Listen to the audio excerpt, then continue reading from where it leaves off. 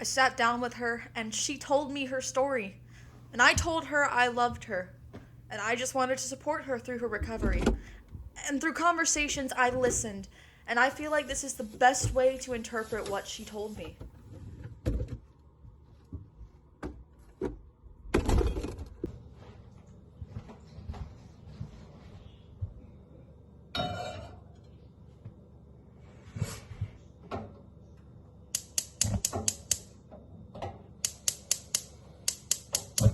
The devil found a clever way to infiltrate and bring his manipulation. A slender blonde in a cocktail dress, struggling through the intoxication brought on by the gifting of drinks until she was ready to pay back in the bedroom. In search to appease the demons in her head on a sterile surface in the bathroom, looking into a half-cracked, half-filthy mirror, hoping she doesn't reflect the half-cracked and half-filthy receding stain of a smile her mother made when she left.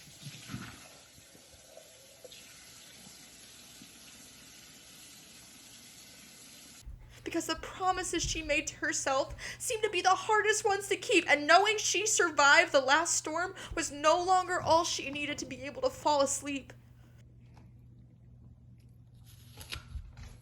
Vacant wine glasses and late night crashes symbolic of her vessel with no presentation at the palate but a spirit starving for remembrance. Some sort of legacy other than her occupation, because her normal skin looked like silk but had been masked by vengeance.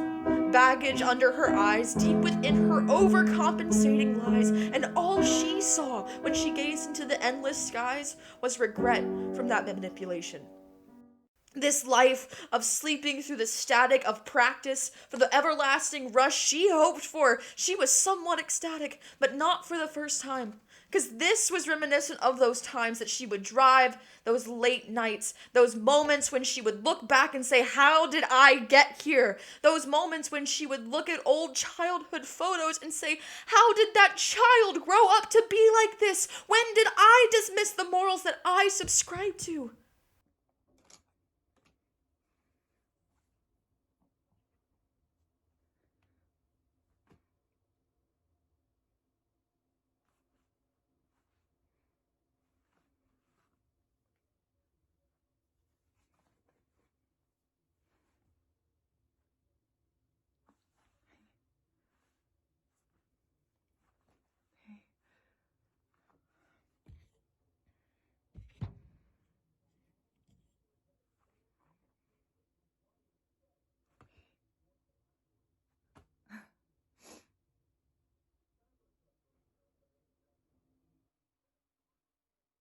I don't know what to do.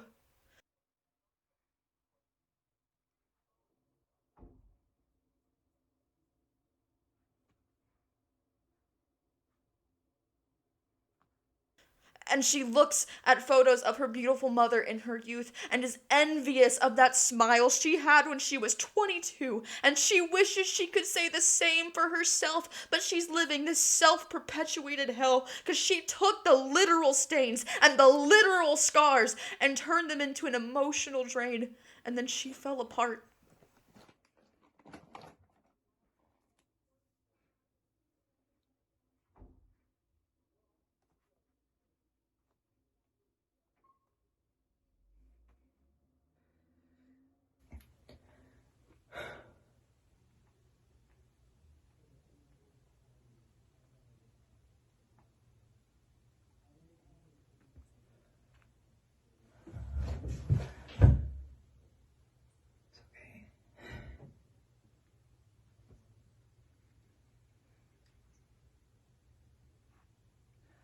Just go. Go. It'll be fun. It'll be fun.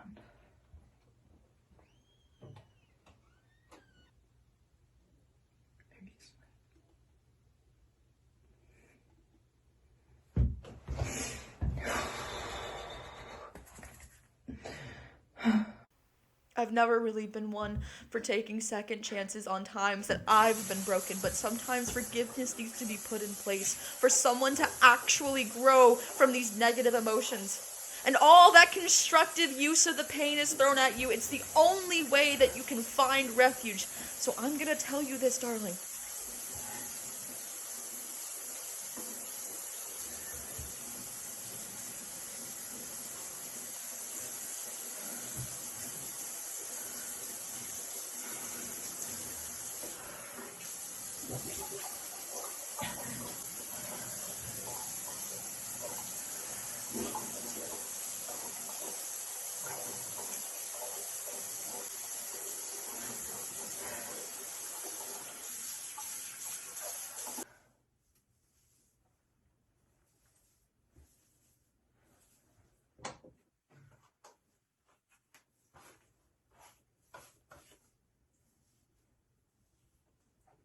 Every time you tell yourself you're not worth it,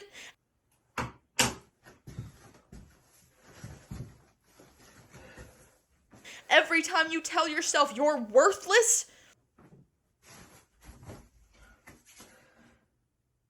you're being lied to.